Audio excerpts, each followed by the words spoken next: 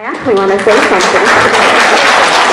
You have the mic, so. Oh my God. I just want to say, I listened to many of you folks talk about different topics, education, leadership, jobs, micro business, small business. But before I continue, I want to say, as a Latina, I have a lot of respect for Latinos that have been elected by the city and by the people to be their mayor. I want to give respect to Mayor Elorza, to Mayor Tavares. I didn't work for their campaigns. I was working on the other side. But why do I want to say this? Because we are diversity. We cannot underestimate the job that any person has done in the city. Sometimes we don't have the resources coming directly from the government or the federal funds. The most important thing for a mayor is to also have a great connection with the state house, with the federal government.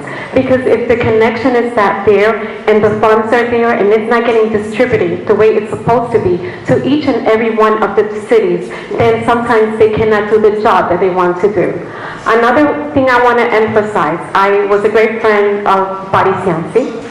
And one of the things that I saw during his term as a mayor is that he catered a lot to the city in terms of preservation. He catered a lot into the city in the way the foundation and the all infrastructure is supposed to look. For whoever gets elected, you are three wonderful men. I am working on Bobby Rubio's campaign, but I do have respect for each and every one of you. One thing I must say, you must visit one of the #1 city with the most diversity in the United States. It's Jackson Heights, Queens. You have to go to Roosevelt Avenue. If you all three pay a trip to Roosevelt Avenue, this is how the people of Broad Street want Broad Street, Cranston Street, Elmwood Street to look like.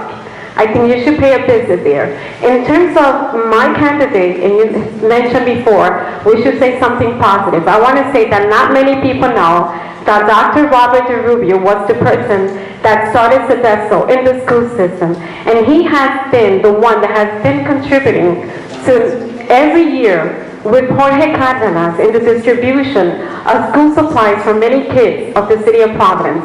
Those kids represent diversity. They come from all different backgrounds, African Americans, Chinese, Japanese, Anglos. So, not for nothing. A person like that, I don't think he's a racist. Especially because he comes from a diverse family himself. 6 children and 11 grandchildren from different cultures. I'm sorry, but I have to make a point. With all due respect.